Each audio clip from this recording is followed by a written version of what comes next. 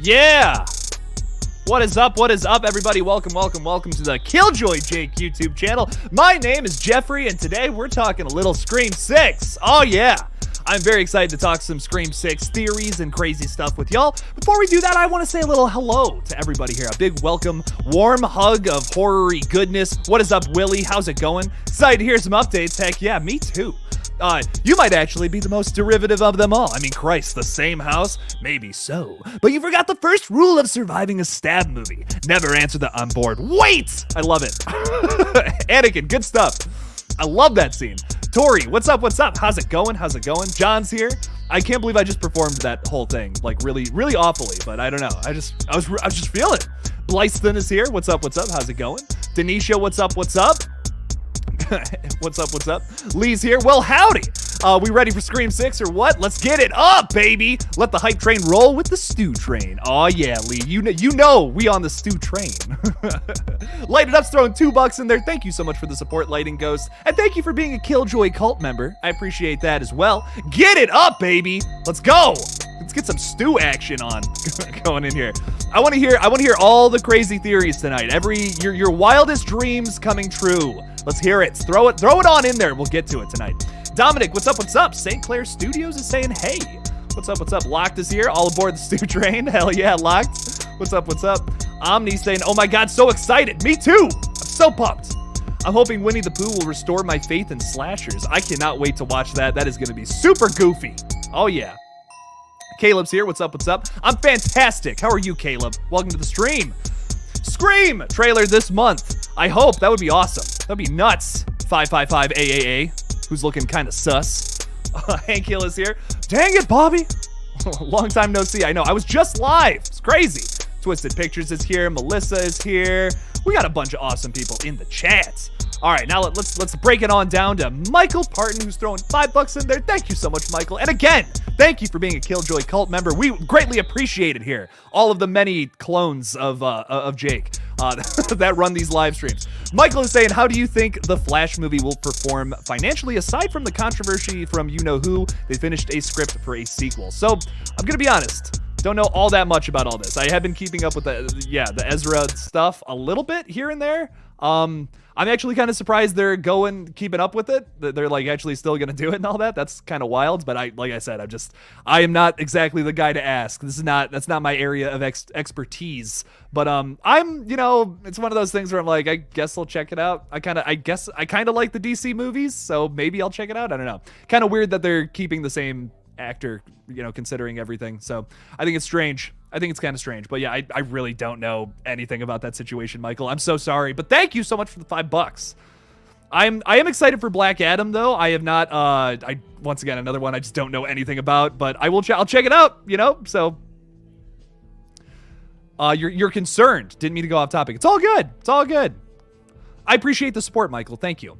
But yeah, I don't know. The DC movies just not really a pop out for me personally, but I like some of them are really good. I love Wonder Woman. Like the first Wonder Woman is fucking awesome in my opinion. So some of them are good. I'll check out Black Adam at some point. So I want to do a review of that on my second page.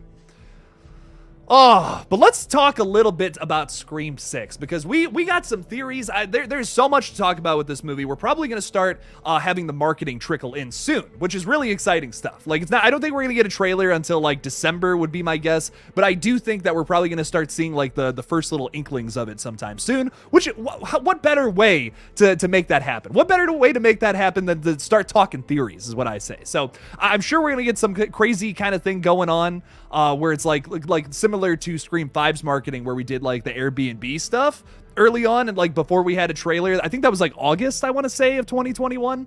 So I'm assuming we're going to get something weird like that soon, maybe in like November or something. That would be my guess. But considering actual things that are going to happen, like a big thing I wanted to go off of is one of the latest updates we've gotten on the film is that David Arquette had said that maybe there's a future for Dewey. I mean, he, to paraphrase him, essentially, he was talking a little bit about how, maybe, Dewey could come back. That's, horror movies do that a lot. I'm personally kind of against that, just because I think that it would retroactively ruin a massive plot point in Scream 2022. But am I complaining about more Dewey? No, I would love to see David Arquette back somehow in this franchise, but I think flashbacks would be the best way to go with that. Or maybe he made a Randy tape. You know, maybe he made some kind of tape, sent it off somewhere, Gail has it for whatever reason, and we could see Gail watching it. Just like how, like, Dewey was watching Gail every morning on her morning show. I think that would be really sweet, really touching. I think that would be nice. That would be dope. What about the Scream 3 Airbnb? That is happening right now. That's a good point. That actually, see, there we go. We already got something. I would love to stay there. That is a gorgeous fucking area, gorgeous location. So I would love to actually do that one. I'm sad I couldn't do the Stu one, honestly, because the Stu's house is, that is so cool.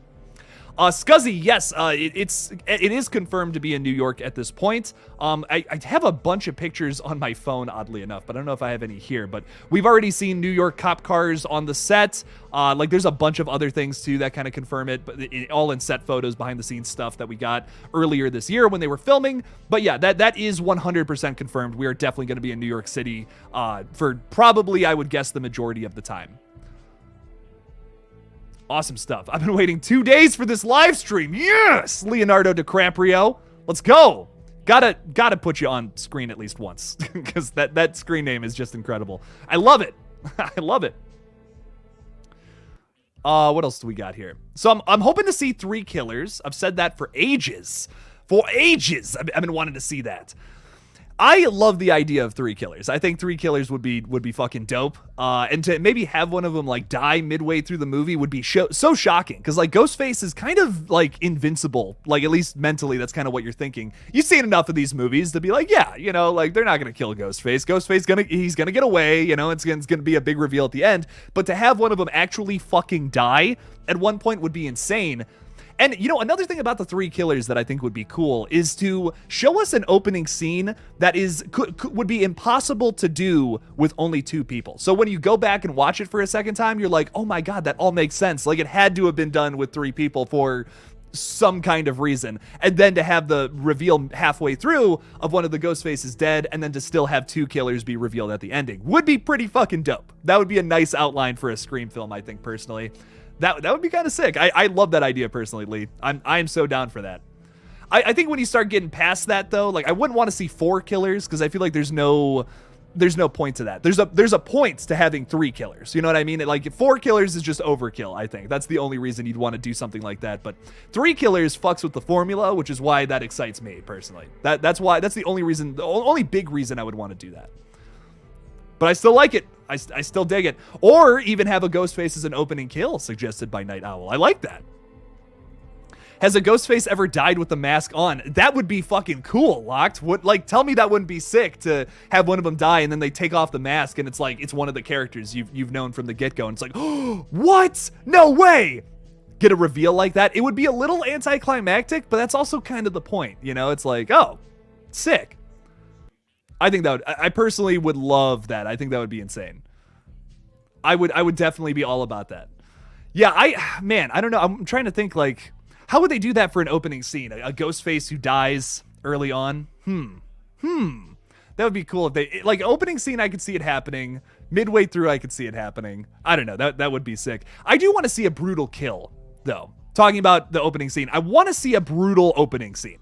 You know, I think with the last movie not having a death at the beginning, it was cool, don't get me wrong. It was a play on the formula, which I appreciate. That's something I've been preaching, so I don't dislike it. I am actually really happy that Tara's still alive and we can develop her character now in 6, which is going to be really cool, but I'm like a little like... I'm just craving a really crazy kill now after that. After we got no kill in the opening of the last one. The first kill is technically Kyle Gallner's character.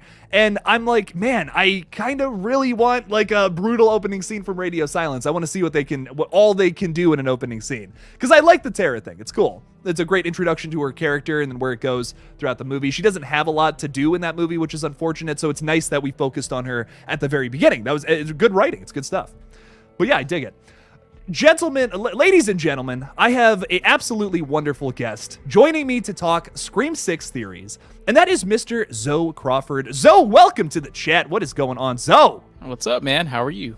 I'm fantastic. How are you doing? I'm doing wonderful. It's Friday, so I mean I can't complain. I'm off of work. I'm chilling. It's a good day. Hell yeah, man. That's awesome. That's good. You just have a chill day. You didn't go to work, nothing, like just hanging out. Yeah, just a chill day today. Nothing crazy. Nothing too eventful. Nice. Well, you ready to talk some Scream 6 theories? Yeah, I'm ready to talk anything, man. Scream 6 is just around the corner. March is coming up. Oh yeah. Well, we're talking opening kills right now, and I was kind of talking about like I want like a really brutal kill for the opening because we didn't get one in the last movie. That was done purposefully, and I liked that. But now I'm craving like a really brutal opening. What are you looking for from the opening though? I would kind of like them to do something different. I mean, I know every opening is kind of just an opening kill, for instance, but maybe we could do something that could shake it up a little bit. Maybe someone doesn't die in the opening. I just want something that's entertaining. Maybe like a really long chase sequence because we didn't really get that in Scream 5, unfortunately. A lot of kills were very quick. So maybe something in that realm. I agree. Okay, I agree with that. I would love to see a chase scene in the opening too, just because. Yeah, like another thing we didn't see in 5 all that much. So yeah, I agree with that. Yeah, that would be sick. Carrie is saying original Scream opening. We need something visceral like that again. Yeah, fuck. If you could do something at that caliber, holy shit, that'd be awesome, Carrie. I agree. And Easton is saying that Karens are mad about Terrifier 2. Yeah, their petition is hilarious. There's a lot of weird petitions going around lately. Yeah, a lot of, don't get me started on that. But yeah, so I believe that producer Steve Barton came out and said that this was fake though, about the Terrifier 2 petition. I don't know if you saw that too, but I think I saw him come on and say that like fans made that was like a joke. And his big argument for that was like, well, I don't want to do anything fake because like all the puking and all that, those are real reports. Like I love that we can talk about that. That's a real thing that happened, and that's not. And I really appreciate that, honestly, about Steve. Not to get too far off topic, but I thought that was just interesting that he came out and said that. You know, the fans are doing the marketing for him. You know. Exactly. Yeah, I really dig that about this movie. It's a made by horror fans for horror fans and all that indie horror. Absolutely. Love it.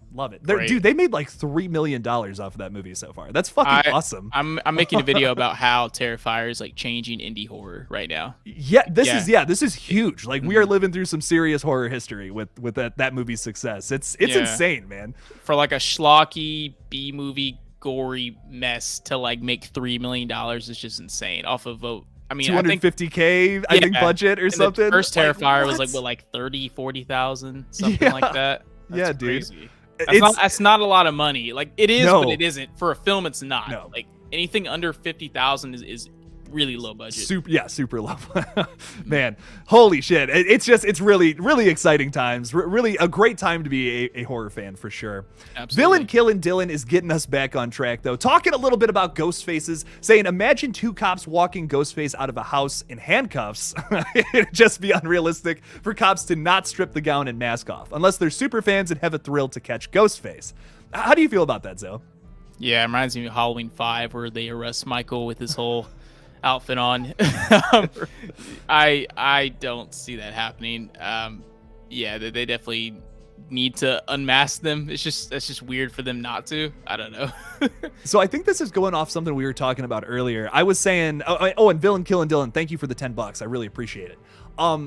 We were talking earlier about like 3 ghost faces, and if one of them were to get killed like halfway through the movie, and then there's like a big reveal, they take the mask off and it's like, oh, it was that person, it was Tom, oh my god, you know, how would you feel about something like that if they like killed a ghost face halfway through the movie, and maybe there's 3 killers, maybe there's not, something like that?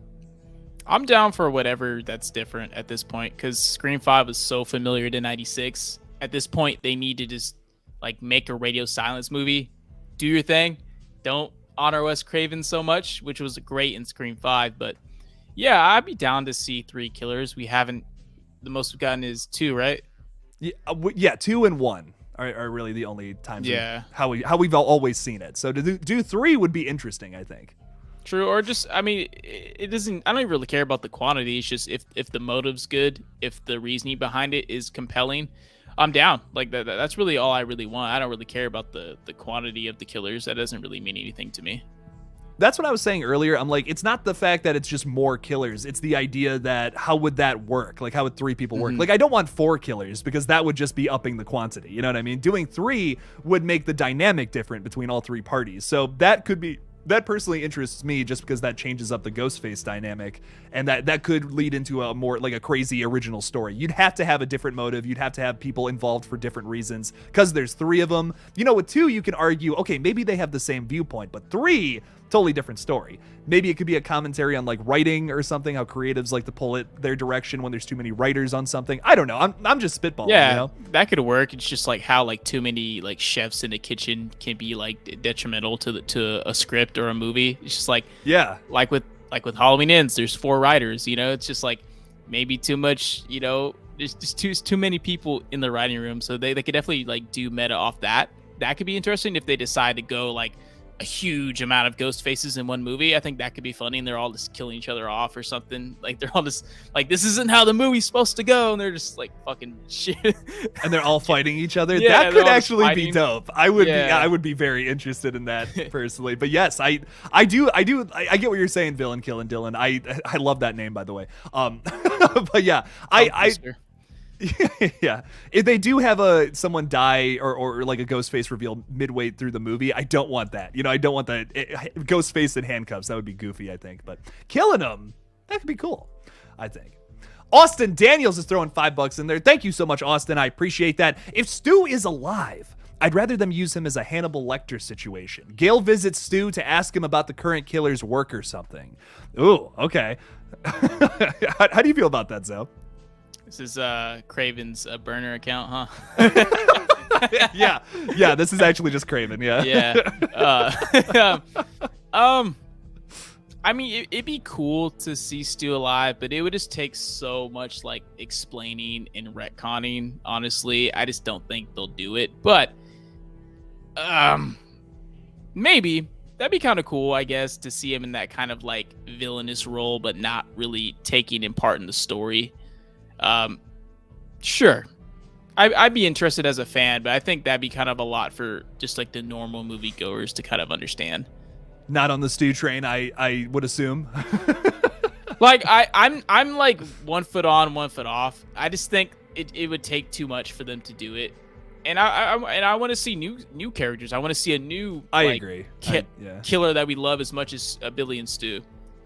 Yeah, no, I agree with you there. As cool as it would be, I feel like I'd be much more interested in a movie with new characters that are trying to be that good in a different avenue or whatever. But if they do bring them back at the same point, though, I'm gonna be like, holy shit, that's crazy. You know, I'm gonna lose my mind to see Matthew Lillard in just anything again. So that's kind of I'm not like for or against it so much. People seem to be really passionate one side or the other on this debate, but I'm like, if it happens, it happens. I'm like, okay, whatever. But if it doesn't, it's not a big deal either for me personally.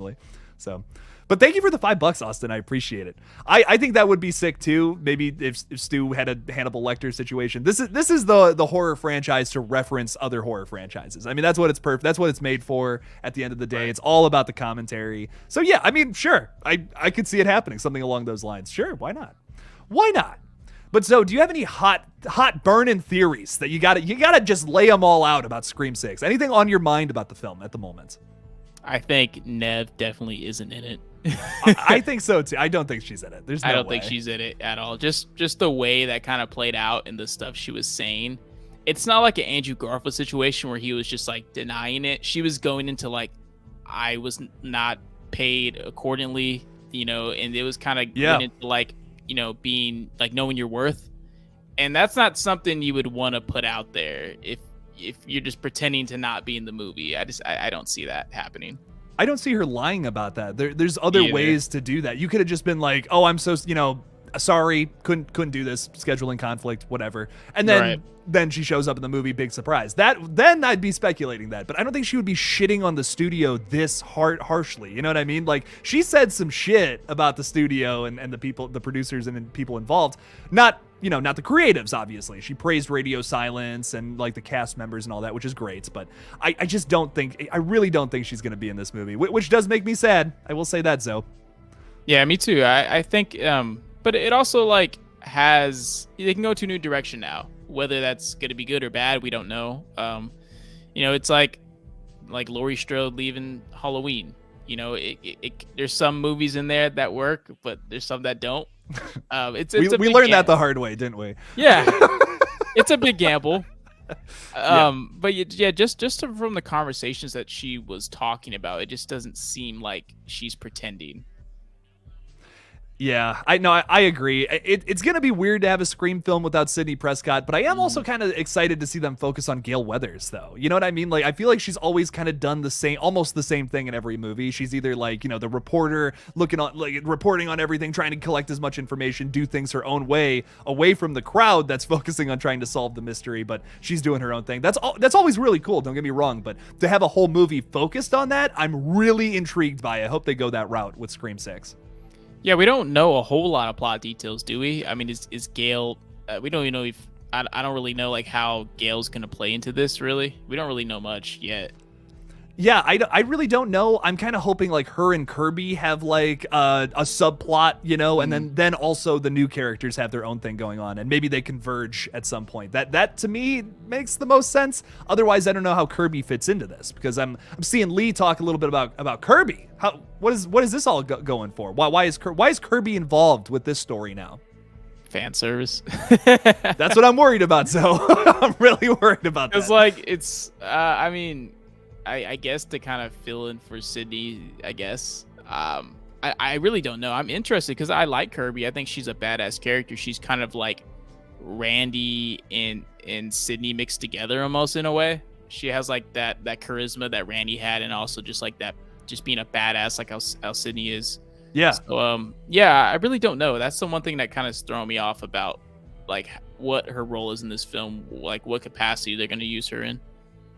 Yeah, I don't know. I'm really hoping it's not fan service. As I've said a million times, I'm like, if Kirby just kind of is hanging out this whole film, I'm going to be really disappointed. I think that they could write her into this story, have some kind of callback to 4.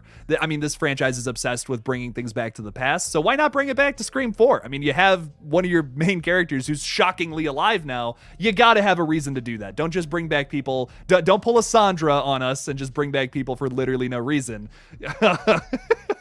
Bring people back with a purpose. I love Kirby, don't get me wrong.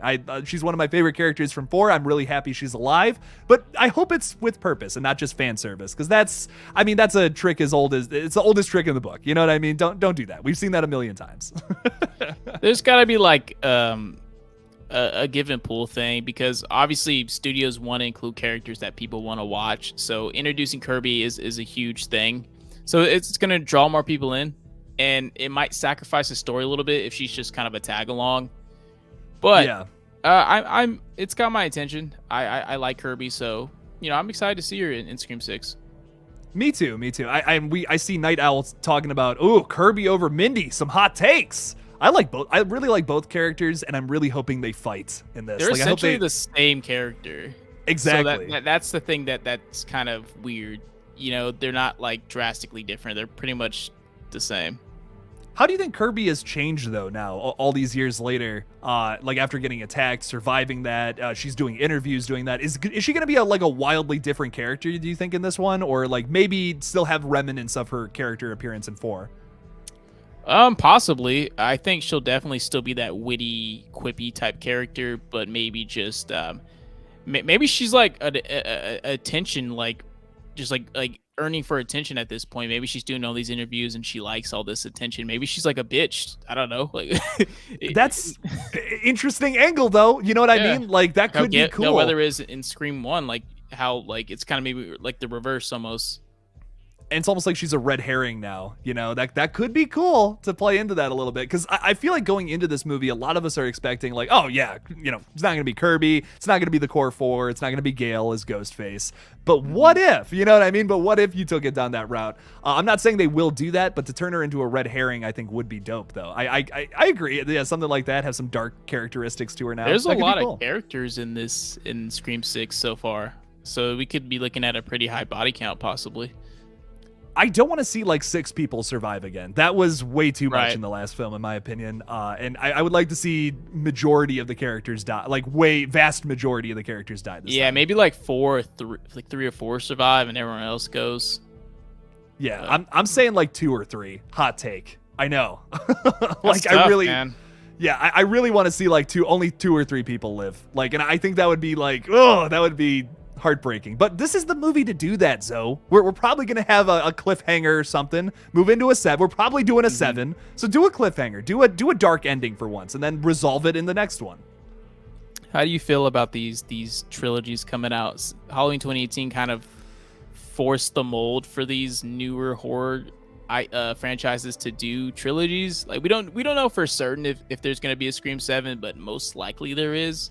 And then, you know, this might affect Friday the 13th when that comes back, if they do a trilogy, or Nightmare on Elm Street or whatever. I don't like that. Like, just like it feels greedy and just doesn't feel necessary.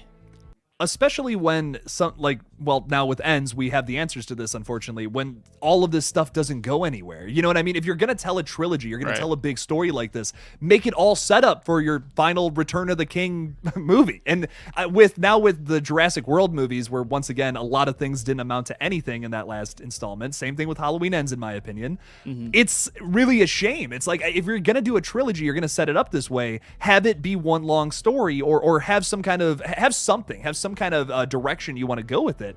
A lot of these last movies and trilogies lately seem pointless. You know what I mean? That's my big thing about it. I hope that not every big horror franchise goes through the same thing where the last one just always consistently sucks. Don't waste my time. You know what I mean? Give me a solid movie. That's all I need. If you have an idea for a trilogy, fuck yeah. I'm worried about the Strangers movies, speaking of which. Right. We're getting 3 of those. Why are we getting 3 of them? The Exorcist, we're getting 3 of those. We maybe 1. One is there's an argument for. I can't even believe we're getting 1 more from David Gordon. It's an odd choice too, but I don't know, man. It's strange. I agree the with Exorcist trilogy, man. That's weird. It's like, how much more can you add to just Exorcist films? It's like they've all been like beaten to the ground. I mean, I guess if you make a good one, like The Conjuring's an example of a really good type of like exorcism type movie. But it's just, there's so many duds in that category of horror movies. It's unbelievable. It really is. I really do agree. I do like the first 3 Conjuring movies, though. I like the third one's a little iffy, but I still enjoy it. I like the first one, and then they just kind of go downhill. They're not bad, but they get like more boring. I love the first Conjuring movie. I think it's fantastic. Yeah. 2 is underrated, in my opinion. I think Conjuring 2's got some. Right. It's got some weird spots. I do agree with you. It just feels more of the same, though. It doesn't. Yeah. Do anything drastic. They just go to Europe or something like. Yeah. They don't really do it that much different. The ending, though, is really cool in Conjuring 2. I love the third act of that one. The third movie, I think, has a fucking awesome start, and then as it goes along, kind of loses me a little bit. But Conjuring 4 just got announced. Like, they are working on it. The Conjuring 4 in the works at New Line with Aquaman and the Lost Kingdom writer. So I don't think James Wan is directing. I'm curious who is directing, though. So David Leslie Johnson McGoldrick, which is a title, is writing Conjuring 4, the next installment in the Juggernaut $2 billion Conjuring universe franchise. And I don't think they've announced a director yet, if I'm not seeing this. James Wan and Peter Safran are coming back to produce, though. Yeah, I'm not seeing anything about a director. But how do you feel about that? Just hate to get off topic for a second, but Conjuring 4. It's just oversaturated at this point. I mean, the whole Conjuring universe is just... We're getting like a Nun sequel, right? Yeah, Nun 2. I mean, okay. They just feel like movies that are just meant to like cash grab, to be honest with you. Like, they're jump-filled movies with jump scares, and that's kind of it at this point, in my opinion. They just don't interest me that much. They feel very like cookie cutter. Yeah, I mean, some of them are starting to feel that way. I will say. So, some of them are still fun though. Like Conjuring 3 was it was meh to me. I still enjoyed it, but it was kind of slow. Yeah, it wasn't too many good changes. That was my big thing about it. The opening scene is awesome, but after that, it's still fun to see Ed and Lorraine Warren, though. They're both great. Vera Farmiga and Patrick Wilson, for sure. Like, they're always great to watch. But yeah, no, I do agree with you. It was a little slow. I enjoyed Annabelle Comes Home, though. Hot take. I liked Creation. Creation is the best, but Comes Home is fun. Sure. It's cool. It's not very scary at all. Like no. The jump scares don't land, but the characters are fun. That's my big argument with it. Right. I like the characters, so. Yeah, with that movie, it does feel like it's not as serious as like I feel like The Conjuring, like 1 through 3 are very, very serious, and maybe they just go into a wacky wacky direction, just bring Annabelle to space. As I would like to see that. That'd be cool. The title is silly, isn't it? Annabelle Comes Home. It's like Annabelle's first Christmas is going to be the next one, you know? Yeah. No, I do feel first Kwanzaa. yeah, no, I feel it's goofy, you know. It's definitely gotten into goofy territory. But at this point, you know, there's so many of them. You got to get a little out there with your concepts, you know. So that's kind of why I'm okay with it. Locked is also saying, honestly, the big reason I want the trilogies is because it'll keep the pedal down long enough to hopefully get Freddy and Jason back. If these were, I can't read. If these were one-time movies, we'd already be well past them. And that is a good point. I mean, it's always nice to have a new one of these on the horizon, but I hate getting excited for things and then they suck. You know what I mean? Like, if we only had Halloween 2018, I don't think there'd be any discourse in the fandom right now. I disagree. There's always going to be something that, like, you can find something to get pissed off about with anything. It's like, oh, these movies there's too many of them. Oh, I'm not saying everyone would agree on liking Halloween 2018, but I think it would be a lot less than what's happening right now. You know what I mean? And like, I could take or leave Kills and Ends personally. I still like Kills, but like, if it had gone somewhere in Ends, I'd be like, okay, hey, these are awesome. But there's a lot of plot points now in Kills that retroactively are pointless. You know what I mean? That's my big thing about it. Yeah, Kills is kind of a pointless, dumb movie, but I love it. I love how stupid and dumb it is and crazy it is. It's honestly, I'm going to do a Halloween ranking and it's going to be in an interesting spot. I don't know if you saw mine. I ranked it pretty low, but I did. Everyone's list is drastically different. Like, we all know what like the first couple ones are, and we all know what like the last couple ones are, but the middle's just a free for all. That's so interesting to me though. Like, when you have 13 movies like this, everyone's gonna have a hot take on one that's widely hated or something like that. That to me is awesome. Like, I love that about this franchise. I love that we have a lot of people that love this new one too. Like, seriously, that's awesome. And as it says at the bottom of the screen here, please respect everyone's opinions on movies, no matter what it is. Even if you loved Ends, you hated it, whatever, just respect everyone's opinion. That's all we ask. No, fight to the death about everything. Your opinion is the right one. Damn, Zoe. You know? Damn. Opinions are facts, right? No. Exactly. No. God, just the Halloween like discourse the past week has been insane. It's been like super gross in certain instances. I'm like, I can't believe some of the things I'm reading about like movie opinions. It's wild, man. Like, it's wild. This isn't that serious. It's just a movie. It's a Halloween movie. This isn't like some grand film that you need a monocle to fucking like watch. Like, it's not like, this isn't that serious, man. Yeah, I'm just like, for me personally, I'm just glad we got 3 new movies. You know what I mean? This is 11, 12, and 13th entries in this beloved franchise. I'm just glad we got them. Fuck it, you know, that's awesome. Giving life to other franchises. Scream wouldn't probably be here without Halloween 2018. Yeah, exactly. We're probably getting a Friday the 13th next year, maybe even a Nightmare sequel at some point in the future. So that's all thanks to Halloween 2018, you know? So however you want to look at this trilogy, there's a lot of good things that have come from it. Many good things. Hollywood Guy is throwing $5 in there. Thank you. Saying, do you see a puppet master in Scream? Whoa. Damn, that is something that's interesting. Puppet Master and Scream, interesting. Sending these killers to kill Sydney.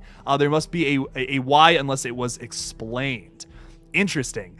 So like sending killers to kill Sydney, an army of ghost faces, cult of Ghostface, coming after Sydney, burning down her house. Zoe, how do you feel about that?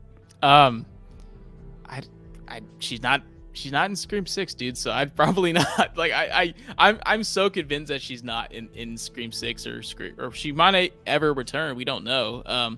I think that could be cool. Like, I don't really know what to expect from Scream 6. I really don't. It's like one of the movies where like they could really try something different, or they could just go back to the formula and just give us Scream 2 remake again.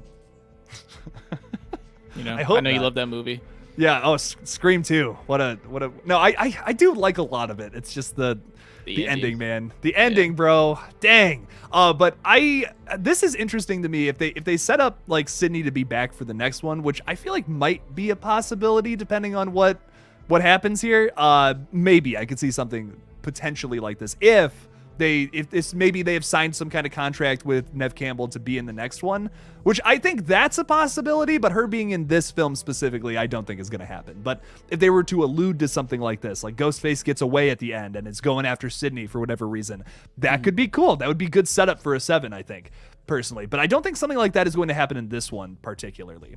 Just my opinion. But Hollywood Guy, thank you so much for the $5. I haven't thought about the Puppet Master movies in a minute. There's like 14 of those bad boys, maybe even more than that, if I'm remembering correctly. I think I've seen one. Yeah, I'm not. That's not the franchise you can ask me questions about. I can't even imagine watching all of those because, like, I've seen, I'm with you. I've seen one of them. I don't even know which one, and they're wild. Like, you got to be at a certain level of high to watch those movies, in my opinion. But they're interesting. They're interesting flicks for sure. Did you see VHS 99 yet? Speaking about being high. Oh my God. So I was going to watch it yesterday. I just did not have time. I was like super exhausted after work, and I did not watch it, but I will watch it tonight because I like the VHS movies. 94 was pretty good. I watched Terrifier last night. Oh, nice. So that was fun just to kind of rewatch that because I haven't seen it in a couple months. So I kind of just want to watch it again, get a little fresh take on it. Nice. I watched it right before seeing the second one for the first time, and it's, man, I mean, that is night and day with the first one and the second one. Wow. Just bigger budget, just like better acting for sure. Yeah. It's still kind of like schlocky though at the same time. I love that they kept that. That was something I was worried they were going to go all big budget and all that, but no, it still looks like a schlocky 80s slasher film, you know? It's goofy, but like really gross at the same time. Art the Clown's something else, man. He's just such an odd fun. He's like I don't know if it's like intentionally funny, but just some of the shit he does is just fucking has me cracking up. Just like him smiling in that in the restaurant in the first one, just like different cuts of him smiling at the two girls is just so fucking funny to me. Like, oh my God, it's terrifying. And the poop in the bathroom, that's hilarious. It's like, holy shit. It's wild, man. I love that first one, but the second one I think blows it out of the water. So that's a really impressive slasher sequel, man. Not too many do that. So, and Omni just subbed to followed you on Instagram and Twitter and subscribed to you on YouTube. So there you go. Expect some videos this weekend. I enjoy my other content that I put out last week. Hell yeah, go check out Zoe's stuff. Take care of his stuff. See a really weird guy give his weird opinions about horror movies. There you go. Isn't that what we're all doing here? Absolutely. So we're all just being weird. Everyone's weird. We're all funking out, you know. We're just being funks, little funky dudes. I did a little ending explain for Halloween Ends, and that was pretty fun. That took a long time. Jesus, it took me like 40 minutes to record just for like 20 minutes of video. So that there's a lot to unpack. with that one. Yeah, for sure. And I didn't even cover everything. I kind of regret it. Like I should have like waited a day so I can like got more information and rewatched it again. But I kind of wanted to rush it out there as fast as I could. Hell yeah. Talking about Ghostface though again, Alex is saying that he thinks it's Josh and Dermot who are the killers. Ooh, this is something we haven't talked about yet. Zoe, who do you think are the killers? 2, 1, 3 of them? Who do you think? I know we don't know. Nothing is confirmed about the characters technically. I know there's some rumors out there about characters, but nothing is technically confirmed. Is there any actor that you are pinpoints like, oh, this could be it. This could be the killer? I haven't really gone too deep into like the cast list, so I can't like pull a name out of a hat right now, in particular. But I would like to just see one killer. Just with one killer with a really good motive. I don't really care. Honestly, I don't care who it is. I really don't. It doesn't mean anything to me. Is there anybody that you think it would be cool though? Like have a motive that's something like special and different, or what are you looking for from Ghostface this time around? I want it to be, like I said, really brutal and really like just have tension. In Scream 5, Scream 5 is the movie that the more I watch it, the less I like it.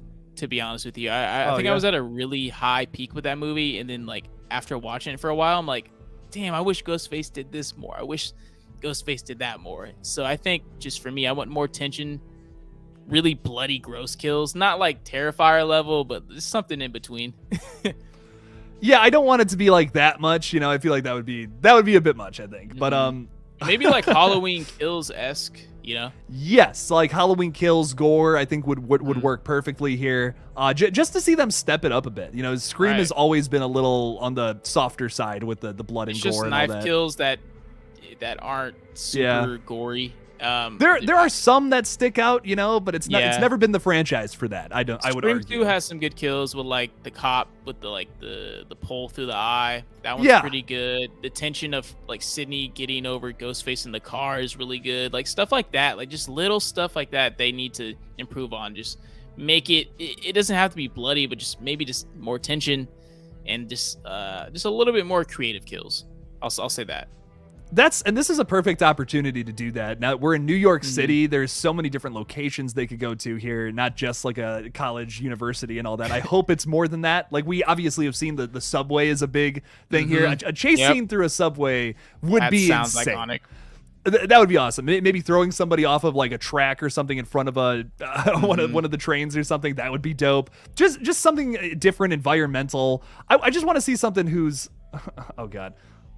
I got a weird message. That's all good. But I just want to see something different. I just don't want to see stab kills again. I pretty much agree with you. We've seen a lot of knife kills from Ghostface, and it's like, okay, you know, let's do something else. Let's do something else. We're in New York City. Let's see Ghostface do something different. Yeah. Carter is here. What's up? How's it going? What's up, boys? Have you seen? I think there was an interview with Melissa Barrera. She was stating that that's probably alluding to Ghostface is going to be killing more people out in the open. I think she stated that like people in New York just like don't care. Like people in like public areas just do not give a shit. Like you could be screaming, you could be tweaking out in the middle of the road with the crack pipe up your butt, and no one's even gonna look. And that's kind of true. Like me coming from like a big city, I'm from California, so if I see a weirdo in the street running naked, I'll be like, oh, that's just another Sunday. And that's totally realistic. Like I know that's going to be a thing people have a problem with, because that to me is undeniable setup for some kind of chase scene in this movie that is going to happen in broad daylight down a street, and people are going to be like, well, that's ridiculous. Someone would stop them, but they wouldn't. That's what's so interesting about it, and I'm so excited to see that personally, because that fascinates me. The whole bystander effect thing, that is so psychology is so interesting. Stranger, I'm not gonna like hop in front of a Ghostface stab to save like right and it also might be a joke. You can get in so much trouble for like tackling somebody, you know what I mean? You could get in a lot of trouble for that. Fuck that. What if this is a prank? You know what I mean? I'm not gonna get involved with that. That could like go a baby way worse like for you. My immediate family and friends, like, dude, I'm not able to defend off many people. I'm not like some big buff dude. Look at us. I mean, come on. What could I do? I'll just get stabbed. That's all that will happen there. Great. So I think that could be cool. Like I think she might be alluding to the subway scene. Obviously, maybe there's a lot of people in the subway just kind of on their phone, minding their business while someone is just getting destroyed in the back of the subway. Right. No, I totally agree. I think that would be fucking sick. Speaking of kills, by the way, Carter is saying, I mentioned it before, but I think we will get 14 to 20-ish kills. As for stabbing, I do think most of the kills will be stabbing or slicing with the traditional knife. Well, honestly, I'll be disappointed at this point if it's that, because Radio Silence, I mean, they gave us one really interesting kill from Ghostface. Like the killer's deaths, I think were way more interesting than most of their kills, if that makes any sense. You know, so I really hope it's not that. I am looking for a body count that big, personally. I agree. Yeah, me too. But I really want to see I really want to see something a little more interesting kills wise. I want to this is something I talked with Alex from podcast now about a couple months ago. We talked about how like what's the reason like Ghostface is in New York, like why that setting. And I talked about how maybe New York is like one of the most entertaining capitals of the world. Like it's like one of the biggest areas for news coverage. So maybe Ghostface wants to kind of like go like global and be kind of like a celebrity. Because now he at the past Scream movies, it's mainly just been in Woodsboro and Los Angeles. It's kind of like a small scale area. Like Woodsboro is like a tiny town in Northern California. So maybe he wants to go to New York and be this big, brash, well-known killer. That could be pretty cool. I think so too. I think that would be fucking sick, personally.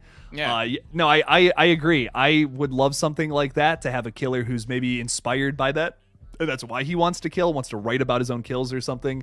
I'm kind of stealing that from Dead by Daylight a little bit, but I think that would be kind of sick. You know what I mean? Just notoriety. Just like, I think that could be like the motive. Like, not every motive, or, you know, maybe there's no motive. Maybe it's just, I don't know. Like, just whatever the direction they decide to go into.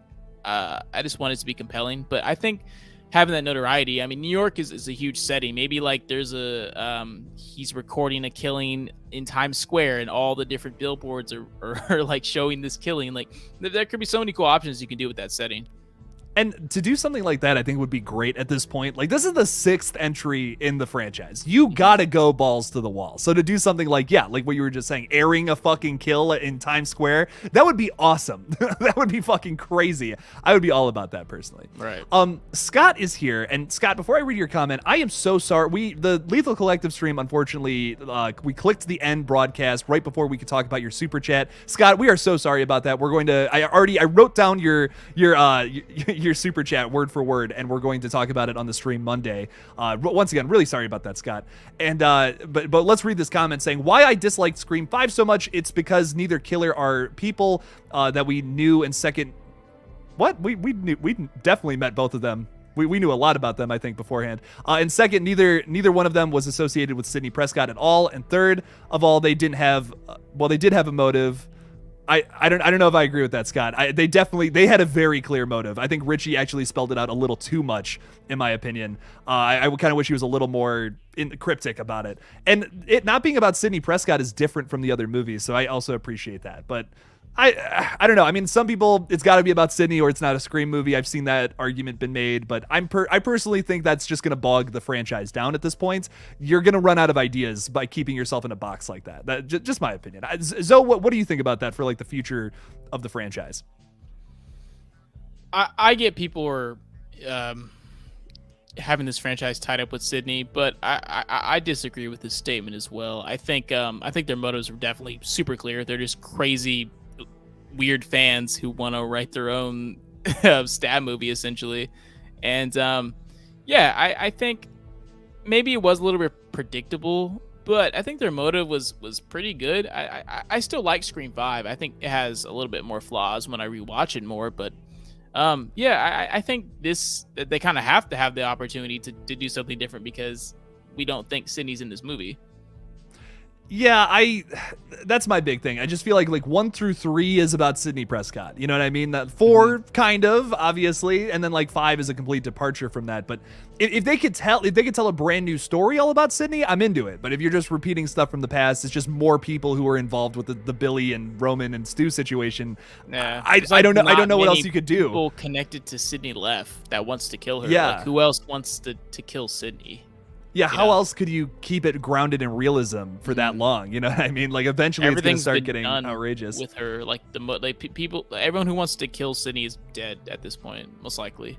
And I think there's there's an outrageous route I want this Scream 6 to go, but I still always want it grounded in realism. You know what I mean? I want the realism factor to still be there, but I want Ghostface to be able to do some crazier shit. I almost want to see him become a super villain where in the past it's always just been a teenager in the fucking robe, you know? Yeah. I think I'm a little more interested in that personally. The Ghostface character, the mantra behind it. That's what I'm really interested in, and I would hope the series focuses on moving forward. Yeah, I think that there's so many different ways you can go with this. I'm interested. Like I think a lot of people were disappointed with Halloween Ends, so this is something to look forward to. Absolutely. Oh my god. Yeah, I'm really banking on this one being good. I need it to be good. I know your thoughts on Halloween Ends, man. I need 6 to be good, dude. I'm higher on it than a lot of people, to be honest with you. What'd you say? I'm sorry. I think I'm higher on Ends than a lot of people. Okay, that's I'm definitely higher on it now. I'll tell you that. From my review, my review is an immediate. Yeah, that's still when I recorded my review. That was the initial shock of just seeing something that I just was not expecting. I went to the press screening 2 days earlier, and I was weird because it wasn't as much Halloween fans there. It was a public and press screening, so there was Halloween fans in there, but there's a lot of press too, and I couldn't really gauge how people were going to react to this. And then I walked out the theater and one person was like, that wasn't scary. Another person was like, what the fuck was that? And another person was like, same. That was so cool. And I was like, oh, this is going to be fucking nuts. And 2 days. It was the most negative theater experience I've ever had in my life. The guy sitting next to me left. There was people behind me. There were definitely a couple rows back who were just like the whole movie, like, what the fuck? I could hear him saying that. Like, I wasn't that mad about it, but like the fact that all these people around me was so telling. And I think that kind of leaked into that all leaked into me a little bit during my review. I was a little harsh on it in my review, which I feel bad about. But I really was shocked by it. You were pretty. You're like, I was pretty harsh. Would you give it a fucking? I give it a 1. Yeah, I give it a 1. Which, like in retrospect, I'm like, that's a little rough. I would give merit. It has merit. Yeah, it's wildly different and fucking insane.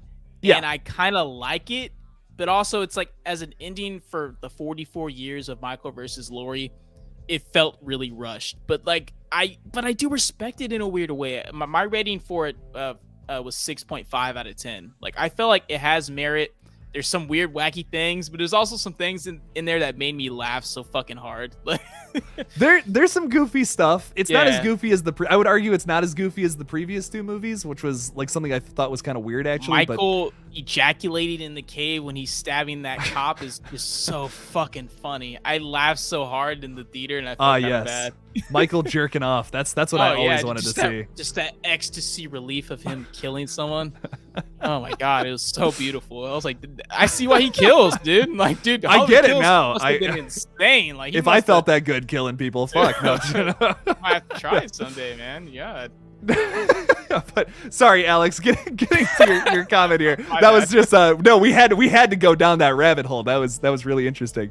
It would be interesting if Josh's style was like, so let's say one of the killer's style was like very brutal and drawn out, like Art the Clown in some ways, but not the exact same way. He could toy with the victims before killing them a bit.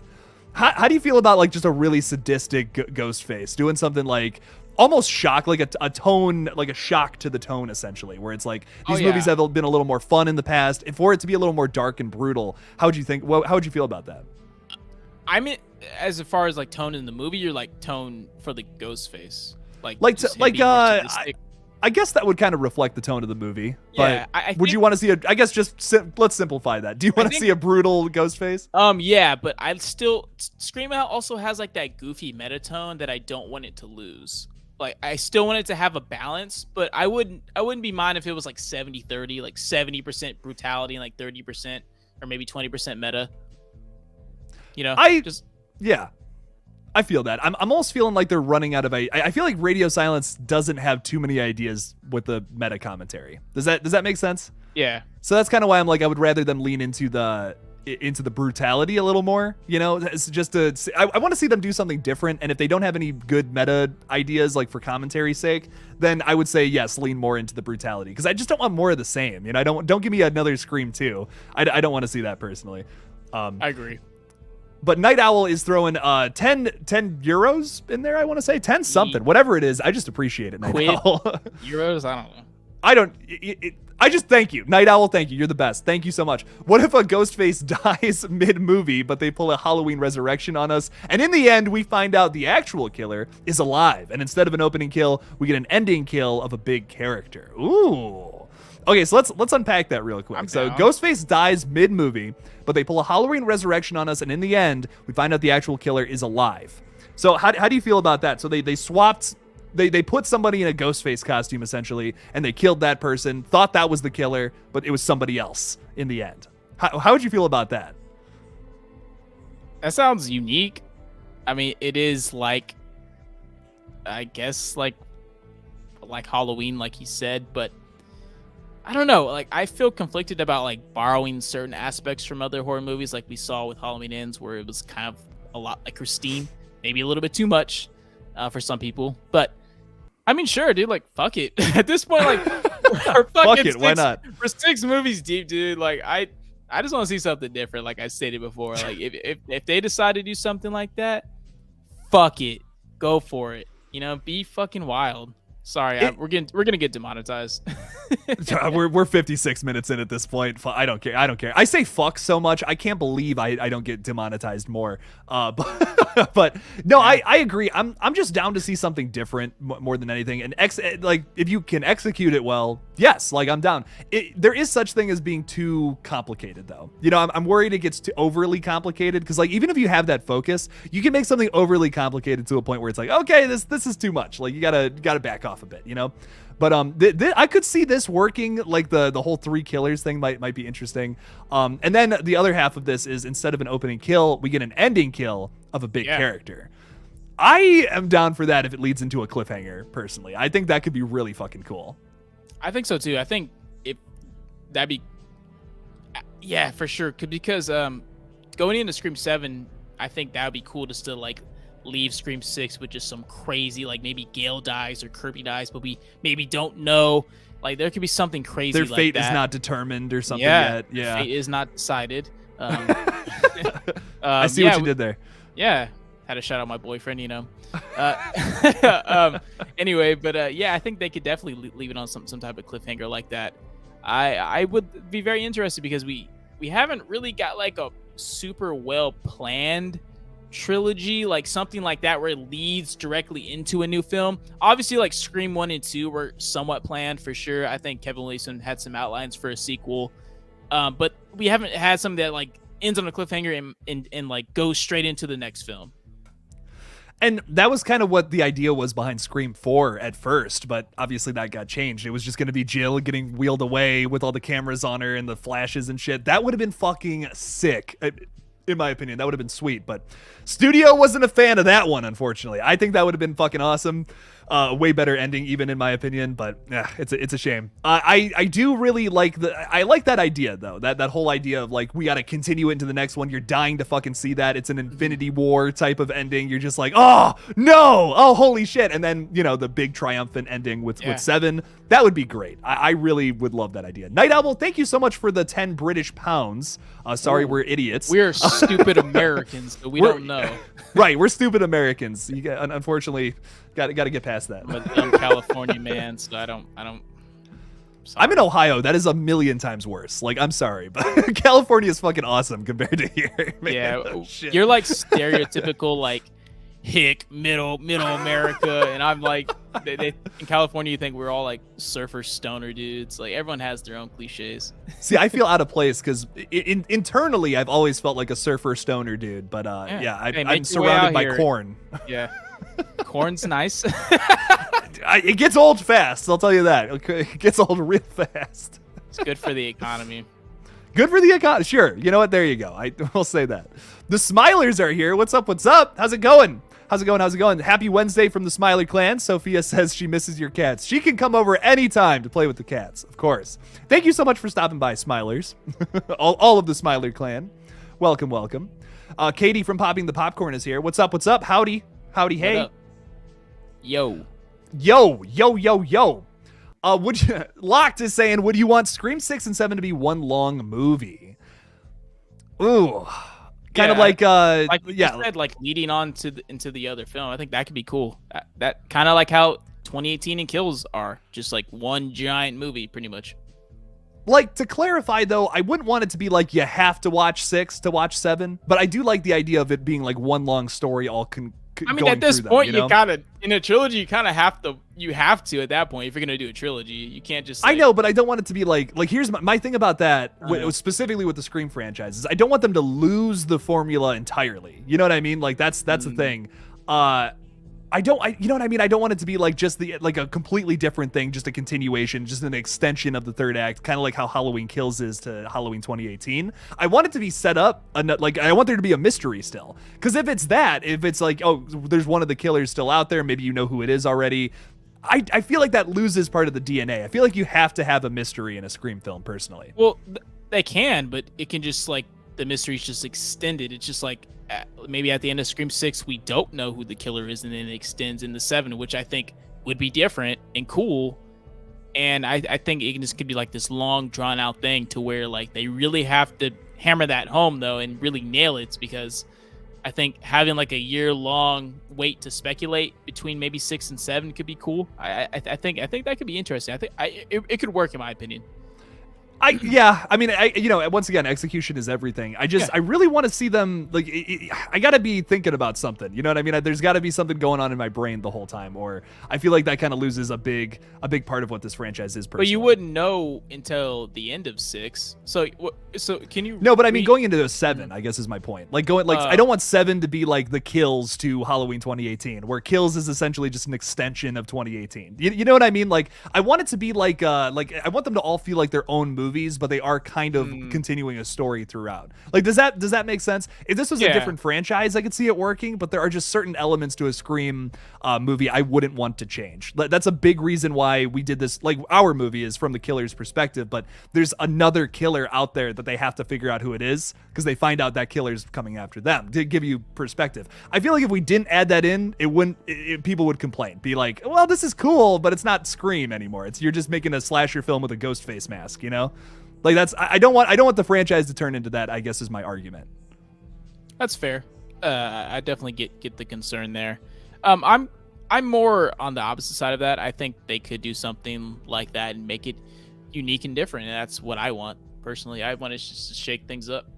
I do want to shake things up, though. You know, I don't want it to be exactly the same either. Mm-hmm. You know, I'm in a weird middle spot, I guess, with the franchise. Because it's like we're 6 films deep. Like just like I said, fuck it, just do it. Do it. Do it. Something crazy and wild and freaky. I'm always down for freaky, and if it's still good too, I would defend it. You know what I mean? If it was still good, it lost the mystery, and it was still good, I'd be like, okay, this is still cool. But I feel like it just kind of goes against. It's like with Ends, like.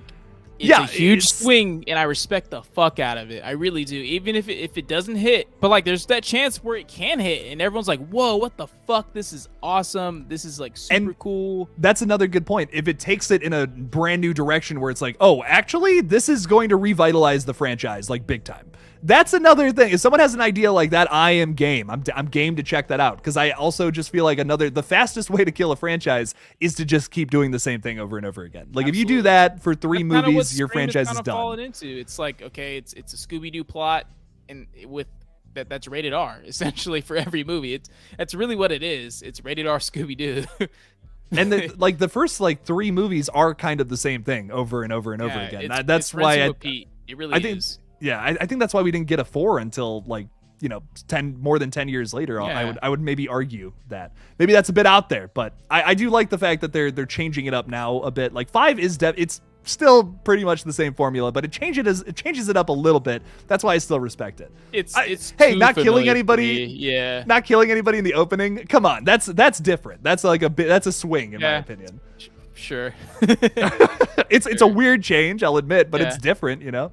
Carter Scotland Allen is throwing $2 in there. Check out my killer theory. Oh, I'm gonna have to check that out. Let's see. We gotta scroll back. We gotta do the old scrolling. Scream 6 Ghostface theory. Professor working at the same school as Kirby, played by Josh Segarra, and Samara, or no, never mind. Josh Segarra and Samara Weaving as actors, upset for not getting roles in Stab. I don't like the Stab correlation, but it's possible. Yeah, no, I don't. Zoe, how do you feel about that? Real quick, and then I have a hot take on that. I don't really like the Stab correlation either. I kind of want him to get away from the Stab stuff. Like, at that point, it's like I said, I think, like we talked about earlier, you want it to be a little bit more brutal, maybe a little bit more grounded and less meta. That could be different, but I don't love that, but interesting though. Yeah, I kind of want the motive to be different. So, and if it's something to do with the Stab franchise again, I feel like it's just going to fall into the same old. Yeah. This could be interesting, though, and it would work with the setting to have, like, actors, like, pissed off about not getting a role and it ruined their career or something. That's why they're killing now. That could be cool. It's not fanboys, you know what I mean? As long as it's not fanboys killing again, then I'm good. Unless someone has a new idea with that. You know, if someone has a brand new thing I've never seen before, sure, but it's got to be something new. I do dig I dig that, though. I dig the idea of actors being the killers this time around, like the actual people who make the movies instead of the people that consume it. That's a nice parallel, I think. Yeah, I think so. There's so many, like we said, there's so many ways they can go, and so many theories that are going to be put out that are probably 99% of them are gonna be wrong, but we are getting Yeah. apparently there's a rough cut supposedly being showed next month, and we'll probably get a lot of stuff around that time. So be careful on the internet, because some of them's gonna be true, some of them's gonna be bullshit. Obviously, that's kind of how it goes with these test screenings. Unfortunately. Yeah. Yes. We from the Halloween movies to even some things about Scream 5 were true. Some things were, to be honest, the trailer kind of spoiled that for everything. But Richie's hair just popping up. In yeah, the just bottom. like just yeah. prop that out, man. Like I was like, just a little, kind of yeah. a little earlier, you know. Damn. No, I agree, man. Carter's throwing $5 in there, saying he has some possible spoilery information relating to the professor part of the theory. Oh. Well, no spoilers, Carter. Don't throw any. No, we don't want to hear no spoilers about nothing yet. But won't share it here because I don't want to spoil if true. Well, for me, yeah. Once again, I just don't want to know anything about the actual movie unless it's just given to us. That's kind of a big thing I've been trying to avoid lately. Yeah, it's hard. It's hard in our space because like it's almost inevitable. Like you get comments, you read stuff, and you see something on Twitter or whatever. But yeah, it's definitely hard to avoid spoilers nowadays for sure. I had to delete so many comments from people going into Scream 5 who were saying like, "Oh, it's Richie and Amber, dude. Like, stop making updates." And it's like, shut up. Like, don't put that. Why would you tell me that? Halloween Kills was even worse, to be honest with you. It was yeah, Halloween Kill. Well, Halloween Kills, the fucking marketing spoiled it. The marketing, you know what I mean? and the whole script got leaked, so it was just like, holy shit. Like it was wild. Yeah, that was wild, man. I mean, like the final Kills trailer gives away like every fun surprise about that movie, like all the flashback stuff. I don't know. I was just come on. Especially the flashbacks. They should have cut that all the way out. That was not necessary. Like we did not need to see that. And then like if it was like 30 seconds shorter, it would have been a lot better. Yeah, no, I agree. I don't know. You don't need like 5-6 trailers for a movie. I would argue. You need a teaser and a main trailer and like one TV spot.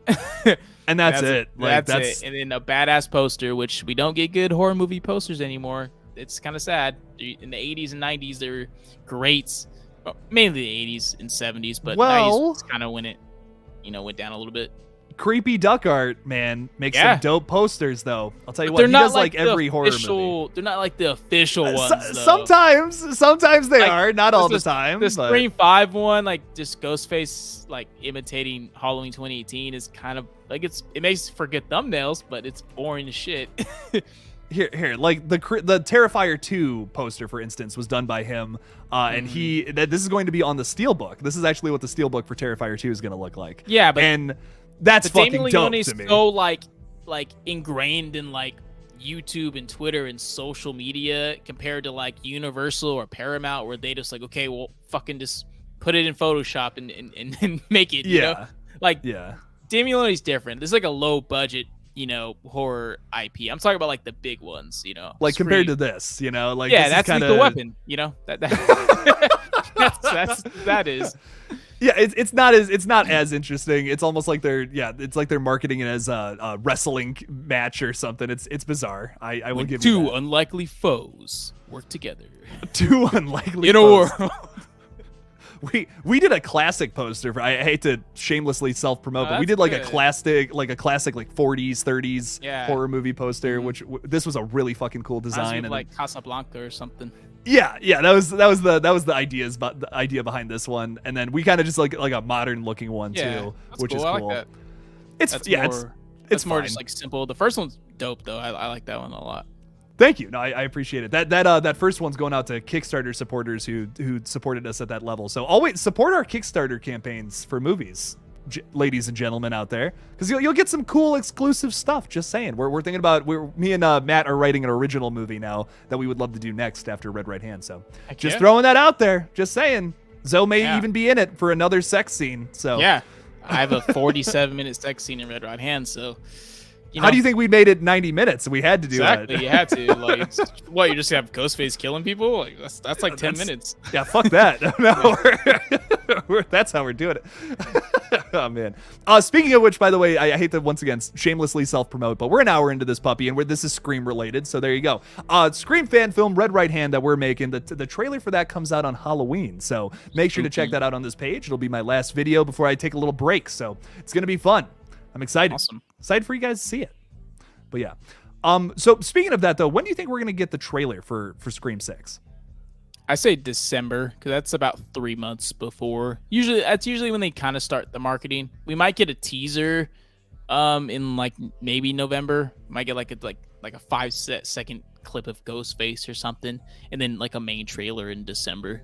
That's what I'm thinking.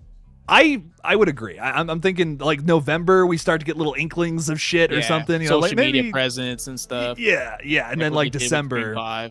Right. Maybe even on the 20th, you know, which by the way is when Red Right Hand comes out. The 20th is the anniversary of the original Scream. That could be kind of cool, I think, personally, to release it then. Night Owl was throwing another £5 I didn't forget this time in there. Thank you so much, Night Owl, for the pounds. What if Ghostface is unmasked and it's the actual ghost of Roman? Oh man, we're throwing real ghosts in there. So you want to see more ghosts in this franchise, or? I actually really like Scream 3. Scream 3 is like the one movie that kind of moved up for me a little bit. Me too. It used to be like the one everyone hated, but I think it's just like kind of fun now. Like it's just a goofy Scream movie. It's kind of like a PG-13 Scream movie. Me too. Honestly, I really enjoy 3, and I think the third act is so underrated. Like, I think the third act, it might be one of my favorites in the entire franchise. Like, the whole movie's pretty goofy, but then the last, like, the battle between, like, Sydney and Roman, I love that dialogue. That dialogue is awesome. It's a big change for me about that I love. I don't know. I just really enjoy that ending. It's really well written. Very, very over the top. Good shit. Yeah, 3's good. The ghost mom stuff is it scared me a lot as a kid for some reason, like that jump scare of like Sydney's heard mom, the window or whatever. Yeah, I was like, holy shit! I don't like this. Do you not like that? I feel you there. I feel you there. But yeah, there would be riots. There would be riots to agree with you there, Night Owl. Yes, people would lose their minds. A lot of people be like, who's this? Right. Like, what? Roman ghost? What the hell? Hollywood Guy's throwing $2 in there too. Thank you so much, Hollywood Guy. Yeah, you are the most Hollywoodist guy. Let me tell you. Where's my Valentine's sequel? Damn it! Oh, have you ever seen Valentine from like 2001? I want to say. I don't think I have. I'm thinking of My Bloody Valentine. I'm like, that's not the right movie. Oh, dude, it's a really nice like Scream inspired slasher. It's got like a mystery going on throughout it. I think it's one of the best when it comes to like, it's not a knockoff, but you know, clearly inspired. In the post Scream era where like they all kind of feel the same. Yeah. This is definitely one of the cream of the crop when it comes to that. Like this and like Urban Legend are like my two favorites personally. I would love a sequel to Valentine. That would be awesome. Highly recommend though if you haven't seen that one. Yeah, I've been watching a lot of like indie horror movies lately. I've been watching a lot of like just like people making weird horror movies on YouTube like that are really good, like short horror films. So yeah, I've been getting into a lot of stuff lately.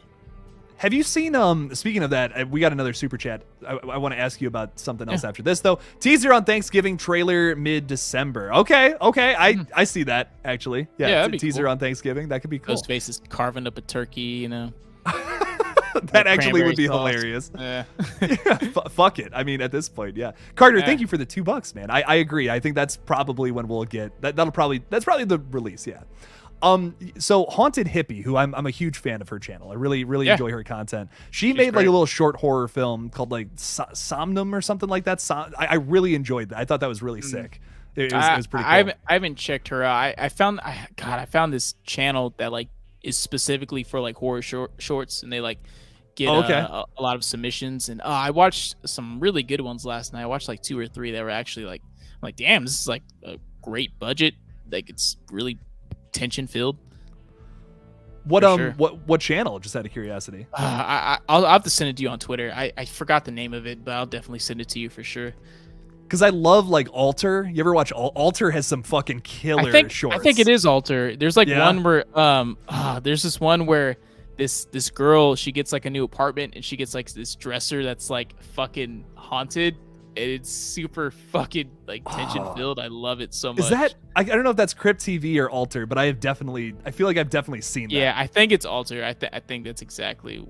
Yeah, because I've watched some Crypt TV before. That they have some good stuff. I honestly I prefer Alter. Hot take, but Yeah, Alter has one, dude. It's like it's this guy, and he like comes out of a box, and he's all wet. And when you look away from him, he like gets farther out of the box. But if you look at him, he can't move, and it's like he's clearly coming to kill you. That one's fucking awesome. That one, holy shit, that scared the fuck really out of me. great like original horror ideas that don't really get the light of day, and that kind of sucks. And there's a feel lot like, of that. Yeah, and I feel like on YouTube especially, yeah. It sucks because I feel like we're kind of like a part of that too, because it's like we cover a lot of mainstream things, and it's just like because those get views and notoriety, and people, you know, are attracted to that. But it sucks that more original stuff doesn't get the same attention. Yeah, that's a big like focus on my page. Obviously, if you've been anyone who's been watching, I think would know that I like just have such a focus on like movies like Terrifier 2 or like VHS, things that just don't get talked about enough that are also still really good. You know what I mean? Like, and it's a shame, especially like when some of the bigger movies just aren't as good as some of these smaller things that don't get attention. So a big focus on this channel is definitely that. I love shining a light on some of the things that are much smaller, but still also fucking great because of it, you know? Yeah. No, so I do agree. I do agree with you, Zoe. Some good stuff there. Carter Scotland Allen has a $200 horror short coming, and it's going to release on Halloween. Ooh. Yeah, right. I saw he had a video about that. Very, very good stuff. I can't wait to see it. Hell yeah, Carter, I'll have to check that out, man. Badass. Badass. I unfortunately am not even going to be here on. I'm going to Halloween Horror Nights on the Halloween, so I'm really excited for that. Which is why the trailer's coming out then for Red Right Hand, because your boy's gonna be busy. Yeah, I'm going to Florida. It's gonna be fun. Yeah. Ew. Florida this time of year is gorgeous though. That's the thing. Like, cause it's not too hot. It's like 60 to 70. You know, it's still it's super nice. Muggy and gross and sweaty. I like in the summertime, I would agree with you. This time of year, though, I'm like, okay, this is nice. I also like it hot. I'm weird. Like 80 degrees is nothing for me. Like I'm like, hell yeah, 100 degrees, 60-degree man. Yeah, I feel it. I feel it. 100 degrees is when I start like bitching, but but a little anything under that, I'm fine. Like personally, I don't know. I'm weird. I run cold. I'm cold blooded. I have a black heart. I don't have any blood. It's great. Facts. All true. Facts. I've seen it. He knows it. He knows it for as a fact, but for sure. Oh my god! But with the Scream 6 trailer, though, obviously we don't want them to show too much. But do you want a little introduction as to like who the characters are, or like what they are going to be in this film, or do you not want to know that much going in? No, I kind of want them to just stick it to the main like trio of characters that we already know. And just, I don't want to know anything about any of the new characters. I want to go in blind. I think maybe that's going to be hard because I cover a channel where we talk about horror stuff. So it's like, I always say like, damn, I don't want to watch the trailer for this, but I just like have to. I'm either going to get comments about it, or I'm going to be in a stream with someone who has seen it. And it makes things awkward if I haven't seen it. Right. You kind of have to, you know. You really have do. to when you're in this space. And I didn't want to watch the Ends trailer, but thankfully that didn't really spoil too much, you know. The second one I sent you was like the best one in my opinion. That one was really good. I agree. It wasn't too bad with the marketing this time around, and I don't know. I really appreciate that. I constantly, with every movie Universal puts out, horror movie wise at least, I feel like they spoil a lot. Like the Black Phone too. I was just gonna say that was almost as bad as Kills. Yeah, that was almost as bad. Like every jump scare was spoiled in the marketing. Like everything. I saw it coming from a mile away. The whole movie's kind of jump scares and not really anything crazy gory. And it's a shame. Scott Derrickson is so good at jump scares. Like Sinister, for instance, is amazing. They're so effective in his movies, and it's a shame that they kind of spoiled that with all of the marketing for that movie. It's a shame. They're done really well in that movie. Black Phone's definitely pretty solid. There's so many great horror movies this year. Like I forgot Scream 5 came out this year. Dude, insane year. Yeah. Like someone mentioned that to me like in my today. I was like, what the fuck? Holy shit. Yeah, it came out in January. That was a while ago. It's insane. I know, man. I was doing there got a point in the year. Like I think I had seen like just a few horror movies where I was just so impressed. I'm like, I got to start doing my top 10 now because I'm going to forget like about things like X or Texas Chainsaw, whatever. I have like 40 films listed all from this year. And this is the most difficult year I've ever had so far in the 3 years I've been doing this page of ranking my top 10. Like, I'm telling you right now, my top 10 is gonna piss everybody off. I know what my got number right now. one, but like everything else, I'm like, oh man, I do not know where to put this one at. I did it the other night, and man, I'm like, there's a lot of big movies missing, and there's a lot of weird ones on there that I'm sure a lot of people are gonna be like, I don't even know what this is, you know. And I'm like, but this is so good, you know. Yeah. There's a lot of great fucking movies this year, so I'm really excited to talk about all of them at the end of the year. Yeah, I mean, I mean, we have so many good next year too. Evil Dead Rise, Dude, yes. We have, oh god, the Megan movie, the fucking robot, whatever it's called, I forget what it's called. Yeah, that movie looks fucking crazy. Like, there's some really great shit coming out next year for sure. Do you have any like weird picks from this year? Like anything like off the beaten path a little bit that maybe would be in your top 10? Not necessarily. My number one movie was honestly like one of the best horror movies I've seen in a long time that I was very entertained with. X is pretty high up there too. Yeah, my number one's just I loved it. It's honestly like one of the best horror movies I've seen in a long time. Just from an entertainment standpoint. I don't want to spoil what it is, but I love it. Yeah, don't say. I don't want to say what my top 10 looks like. I think I know what yours is, but I'm not gonna say it. Yeah. Hellbender is a really underrated one. I really enjoyed this. This was on Shudder earlier this year. Really, really well done little low budget flick. I thoroughly enjoyed this one. This is close to my top 10, but it just didn't make it. There are 3 movies that didn't make my top 10 that I'm actually pissed about. Like, I'm actually pissed they're not in my top 10 because they're so good. Like, my top 20 are all like amazing fucking horror flicks, and it's a shame that those 10 aren't higher, you know. But there's so much this year. There's so much good shit. It's a shame. There's a lot of good stuff coming out this year. It's because I mean, what else do we have for the rest of the year? VHS 99 came out this week. We have the was it Violent Night with Violent Night coming out in December. That's more of like an action type of movie, but it looks like it has some horror elements to it. I'll probably still do a review on it though. Yeah, I mean, it's Santa killing cool. people, you know. Yeah, it's right up my alley. It looks so cool. I cannot wait to see that. We have Pray for the Devil coming next week too. I don't know if you're interested in that, but I'm actually I'm not big on possession films, but this one looks like it's actually going to be something special. Me too. It's I feel like it's a story if it's done well. It doesn't really get old, but there's a lot of them that aren't done well and this really copy and paste from other movies. So yeah, they're not like my favorite genre of horror, but I'm interested. Yeah, no, I agree. I feel like they're a little outdone at this point, you know, like the early thousands and the 2010s, like really, I mean late thousands, really killed that genre. Yeah, I think kind of like how zombie movies are just like they're played out, you know, a little bit at this point. Where are the vampire movies at? That's what we need to come back. I would love a new vampire movie. Yeah, personally. ever since Twilight kind of got done with, it feels like studios were afraid to make more like vampire movies again.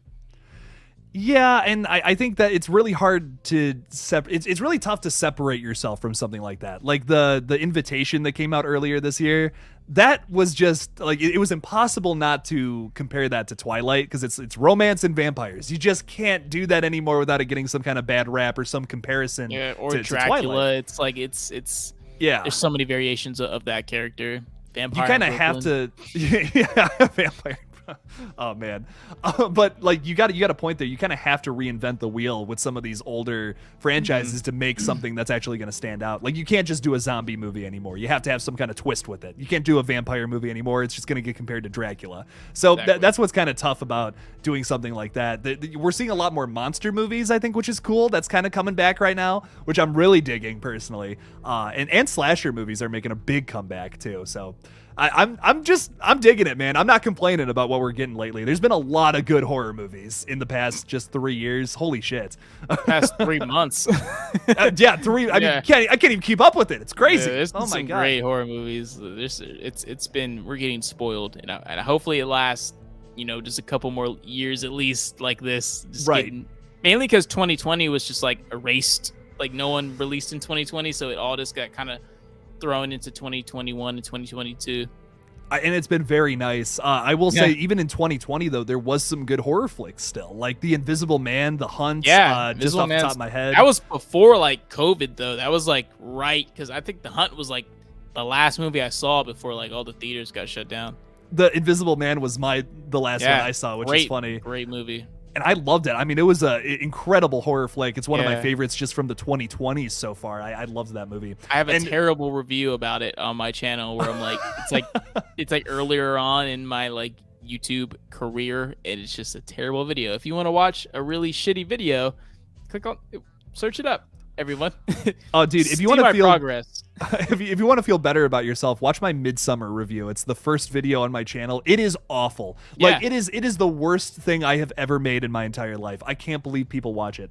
I can't believe it has views. But like Carter, for instance, is putting out a horror movie I've never even heard of, like The Innocents. I don't even know what that is, Carter. But apparently it's the hardest to watch horror movie of the year, because Speak No Evil is the most awful thing I've ever seen in the best way possible. Really good movie, but I'll never watch it again. Holy shit. Did you see that one, Zoe? I've heard about it. I haven't seen it. There's still a couple ones I still need to see before I do my ranking. That's definitely one of them. Yeah, it's not on my top 10 personally, because like I said, I don't think it has any, I wouldn't rewatch it personally, but it is one of the most fucked up third acts of a movie I have ever seen. God damn. This year has a lot of range for sure, like without a doubt, you know, a lot of range this year.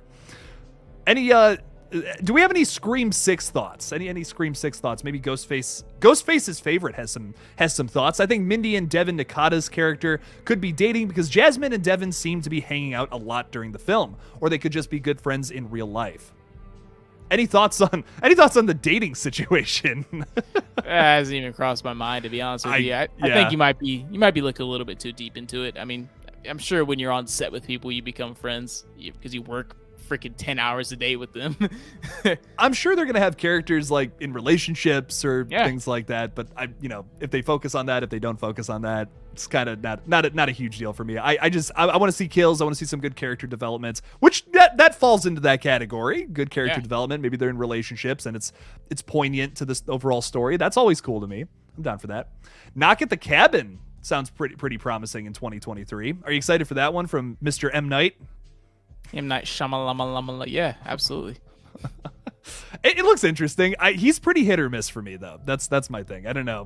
What I do like about him, he's just like takes wild swings, especially lately. Yes. So I do respect it. It's like you kind of know there's gonna be some type of twist, and you're expecting that. But I really like how directors just do their own thing. I respect the hell out of that just go outside the box and just like, this is my movie. I don't give a fuck what the studio says. I don't care what fans say. I'm gonna make a movie I want to make, and I love that. It's kind of like rebellious. It's cool. I agree. I do respect, like, even his bad movies, I respect him. You know what I mean? Because they're just so out there. Like, I personally was not a fan of Olds, like, at all, but it had a really cool concept. Yeah. And for that, I was like, hey, it still sticks out in my brain, you know? Mm-hmm. Yeah, very wild concept. And I think if it was just a bad movie, I would have forgotten about it now, but I still think about it from time to time because the concept is so interesting. So they always have that going for him. Even when it's a miss for me, it's always something very interesting and thought-provoking. So for that, I applaud the guy. I applaud the guy. I hope the killer will have no hint of a romantic relationship to our main characters. I could not agree with you more. I'm so, like, that's the thing when it comes to relationships in a Scream movie. It's like, fuck, dude. I just don't want it to be a love interest this time around. Please, God, no. Zoe, how do you feel about that? No, I don't want that either. I don't want that at all. I think that's just super cliche. It just, at that point, it's just like it's always the love interest in a lot of like slasher type movies, or so just do something different. Don't do that, because then that's just essentially the same thing as Scream 5 for sure. And the original. Yeah, no, I agree. I don't want it to be the same thing. Like that was a big thing about the last movie. And Dewey even says it, you know, Dewey even says it. He's like, oh, don't trust the love interest. They're going to be slicing you up by the third act. And it's like, bam, there you go. Points it out directly. Right. He guessed it, which is kind of funny. Right. It is funny in retrospect. I don't have that big of a problem with it, but I would just rather it be someone who's like from left field kind of character. Like, give me like a really goofy character becoming Ghostface. Give me a really like stern in the background character becoming Ghostface. Janitor. The janitor who is pissed off about life. You know, something like, I just want something I haven't seen before. You know, and this franchise has gotten it's so repetitive with its motives. I would love to see it try like just take a swing like that. I'm surprised with you like when we were talking about the Scream 6, Scream 7 thing, that's why I'm surprised you're not into like them doing something like that, like having one movie end and then going into another movie. Oh, like it can be done, you know, for sure. But personally, I just like, I feel like that takes away from the mystery. Unless they have some kind of idea where it's like, oh, actually, you know, the ghost, we never revealed the ghost face. You know, one of them got away or something like that. We still have to figure out who it is. It's the same cast. You know, you're still dealing with the same people. You still got to figure out who it is. But it was just never revealed. If they do something where it's like all of the ghost faces get revealed and then you're following the killer, like they can't prove it's that killer in the next movie or something like that, I'm kind of not into that. I don't know. I think it's different for this franchise for sure. And I might actually end up liking the movie, but I wouldn't be as excited to go into a film like that. Because I do, a big part of my draw to this franchise is trying to figure out who the killer is on your first watch. That's such a fun theater experience. And it makes for like just some crazy jaw-dropping moments. You're kind of depriving the audience of that if you don't put that in there. You know what I mean? I feel like that takes away from it overall more than anything. But I'm always down for change and things being changed up. They may do that eventually in this franchise, and I'm not against that. Yeah, I get your concerns. Someone in this chat said, is Hank Loomis still alive? He is, right? For sure. He is, but like once again, I'm just he's not a significant character like at all. I guess because he's like Melissa Brer's like grandfather, I guess technically in the movie, so Sam's grandfather. Yeah, but like that, it's like okay, cool. You know? right. Old man. I don't know, man. I'm just not into the bringing stuff from the Loomis clan back in here again. If Sydney's gone, it's just like okay, let's have new killers with different motives that aren't attached to like Billy or Stu or Sydney or whatever, you know. I want to see a crazy motive though, for sure. I want to see, because that's a very underrated aspect of these films. I said, like I don't think the notoriety motive is something like is that. I guess technically in 5 it kind of is, but it's not like they still want to like be innocent. They don't want to like be the star, or maybe Mickey's motive is similar to that. Yeah. Mickey's motive's a little similar to that. I think like my thing about the actors, we were talking about that earlier. The thing about like actors being the killers this time is like, wouldn't that be really similar to Roman's whole situation? It's not the same thing because obviously he's like, oh, I'm your brother, haha. But I think it's a little, it's similar, but I think it can be done differently. I don't know. I want something wildly different. I want something like completely, like vastly different from anything we've gotten in the past, motive and killers wise. I want a new relationship too between our killers. That was another thing I appreciate about Scream 2022. We got like, they were in a relationship. It's like, that's different. Okay, it's super fucking creepy, but at least it's different, you know? So. Yeah. Like we stated, there's so many directions they can go into, and I'm excited. I really am. I think after, we still have a lot of great horror movies the rest of the year, but I mean, the beginning of 2023 is looking very promising. Hell yeah. Well, before we sign off here, Zoe, is there any other movie besides like Scream, obviously Evil Dead Rise, super pumped for? Is there anything else next year you're really pumped for? Evil Dead Rise is pretty high on there. Me too. Me too. Oh my god. Honestly, I've been so focused on these next like this year. I haven't even gone so far into 2023 yet, so I don't have anything that's like out of the ordinary. We may be getting a new Saw, maybe a new Friday, like Saw. Shit like that. I care less about, to be honest. Oh, for real? Oh man, I'm not the biggest Saw fan. I tried. I really like the first. I like the first Saw. Obviously, I think the fucking ending to that's awesome. And then like once it gets past like 4, it just gets too much to the point where like I'm kind of just watching this just for the kills and then nothing else. I mean, I see what you're saying. Maybe I feel maybe that way about like the final chapter. I think 6 has some really good storylines though. I don't know. I'm really into 6's story. 6 is my favorite movie in the whole franchise. Spiral was kind of underwhelming. Spiral was fine. I loved Chris Rock and Sam Jackson. They were great. Mm-hmm. Samuel Jackson was just being Sam Jackson. Chris Rock was like trying to be kind of stoic, and I'm like, I don't necessarily like. It's not that I don't believe him. He's just like, if it was any other actor, I could like maybe like buy into it, but I'm like, I just see Chris Rock. I don't see like this badass cop. I just don't see it. Yeah, I mean, I know I feel you. I don't hate Spiral, but it's definitely not my favorite from the franchise. I think the traps were really cool. There was a lot of positives for it, though. Like, the traps were awesome, in my opinion. The fucking tongue and the fingers, like, ugh, and my thing is, like, they tried to do me. something different with it. Like, they even called it something. It's not Saw, it's Spiral from the Book of Saw, and they try to, like, do something different, but it still just felt like a Saw film. It's like they didn't do enough to, like, differentiate from the other movies. It's like, why even call it fucking Spiral, I guess, to not call it Saw. I mean, 9. I guess they had a different killer, you know, like I get it, but and the killer was cool, in my opinion. I remember watching it like when a specific scene happened, like when the killer was supposed to like die off, I was like, okay, he's not really dead. Like this guy's the one putting all these traps together. Yeah, I felt like it was a little obvious, you know what I mean? It was a little obvious who it was. But there was a lot of good moments to Spiral, though. I don't know. I'm very on the fence about it. It wasn't terrible. It just was like, like it was not a movie that I'll rewatch again. Just didn't blow my mind like in my opinion, some of the other ones really blew my mind. Like the twist at the first one was fucking awesome. Twist in the second one is sick. There's some crazy traps throughout the sequels. I don't know. But Night Owl is bringing up some great points here. A sequel to The Autopsy of Jane Doe. I fucking love that movie. I don't know what they could do in a sequel, but I would be down for more of the same with that personally. Did you ever see that one, Zoe? Have not heard a lot about it. There's actually like a lot of movies I haven't seen, a lot of movies that I've definitely seen. Like horror has so much good shit. It's so overwhelming sometimes to like plan out everything. Right. Well, you have a big watch list after this fucking stream. Holy crap. I have 2 new movies that I am interested in now.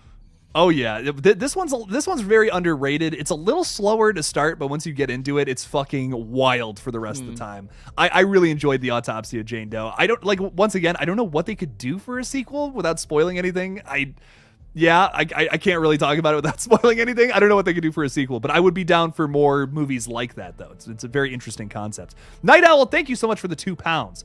And everybody, we are going to sign off. So make sure to check out Zoe Crawford because he's an awesome dude, and my God, he's just so damn cute. Where are you from, Zoe? Where can they find you out in the interwebs? I'm mainly active on YouTube, just Zoe Crawford. Also on Twitter, Zoe Films, or just type in Zoe Crawford either way, and my face will pop up, and you can click on it and watch my weird, wacky videos. That's a face I want to click on. Anyways, yes. Check out his YouTube channel. Follow him on Twitter. Do all that good stuff. Because Zoe's a nice guy. He's always coming on here talking with me for some reason.